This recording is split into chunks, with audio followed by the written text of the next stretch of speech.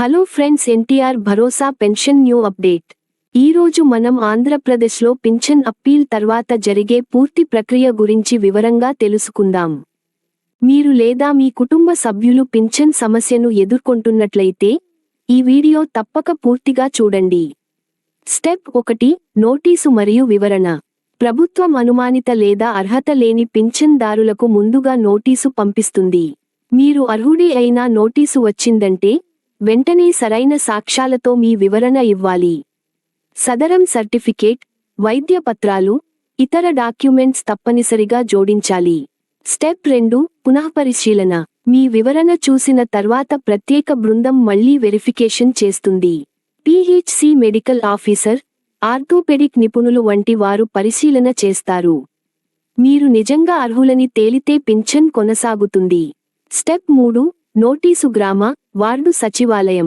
మీ అర్హతపై ఆధారపడి మళ్లీ నోటీసు వస్తుంది.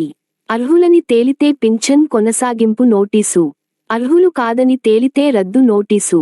స్టెప్ 4, నోటీసు అందిన తర్వాత చేయాల్సింది.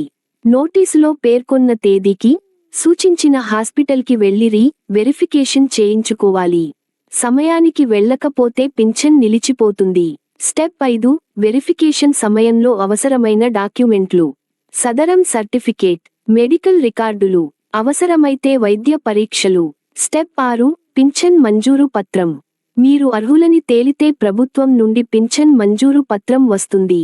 ఇది మీ గ్రామ, వార్డు సచివాలయం ద్వారా మీకు అందజేస్తారు. స్టెప్ 7, అనర్హులైనట్లయితే మీరు అర్హులు కాదని తేలితే రద్దు పత్రం వస్తుంది. మళ్లీ అప్పీల్ చేసే అవకాశం ఉండదు. అలా పింఛన్ అప్పీల్ తర్వాత పూర్తి ప్రాసెస్ జరుగుతుంది. మీరు లేదా మీకు తెలిసిన వారు ఈ సమస్యను ఎదుర్కొంటున్నట్లయితే ఈ వీడియోని వారికి షేర్ చేయండి. వీడియో నచ్చితే లైక్ చేయండి. మీ అభిప్రాయాలను కామెంట్లో తెలియజేయండి. ఇంకా ఇలాంటి సమాచారం కోసం మా ఛానల్ సబ్స్క్రైబ్ చేయండి.